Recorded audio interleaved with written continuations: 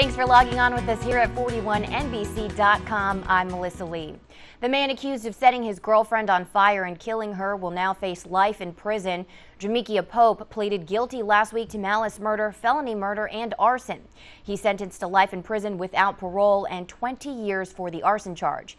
8 years ago, Pope doused Natasha Taylor with gasoline and set her on fire. Now, Pope will be serving his sentence at the Georgia State Prison in Jackson. A Macon City councilman says he wants all police officers to carry tasers. Captain Jimmy Barbie with MPD told the Public Safety Committee Monday that the SWAT team is the only department that carries them. Now, Henry Gibson questioned why other items like police cars and new computers have been purchased before tasers. Gibson, a retired police officer, said he doesn't want an incident like the one at Kroger last month to happen again. Bibb County's former chief financial officer is asking a judge to stop the school district from spending millions of taxpayers' dollars on what he says is an illegal lease. Ron Collier's lawyer said former school board president Tommy Barnes signed a lease to acquire half of the Ballard Hudson Middle School. His lawyer says that lease violates Georgia law and is unconstitutional. Now, we reached out to the school board, but we were told they cannot comment. A Warner Robins student will get to meet the president and watch him accept another term as the commander-in-chief. Jasmine West from Northside High School was invited to attend this year's presidential inauguration. Now, the trip is in conjunction with the high school presidential inaugural conference. That organization doesn't cover all the costs for the trip. So, to find out how you can help Jasmine, just log on to 41NBC.com.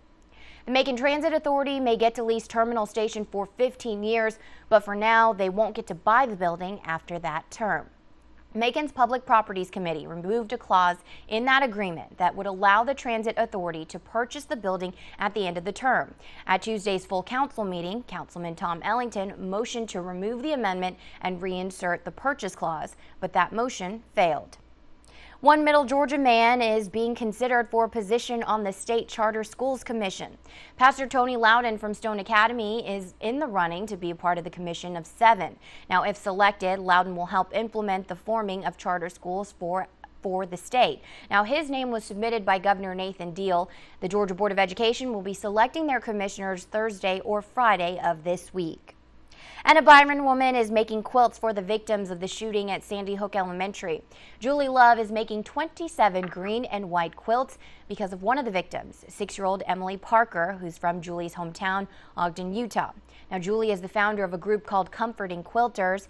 Find out how you can help Julie, and to get more information on Comforting Quilters, just head to 41NBC.com. And the 5th graders at Walter P. Jones Elementary are becoming college ready. They celebrated College Day with representatives from 9 colleges and a high school. Now, students visited with admissions counselors and learned the advantages of having a 4-year degree. The purpose was to get the students thinking about the future and planning for their education. Be sure to join us on air tonight for the news at 6 and 11. Have a great Wednesday.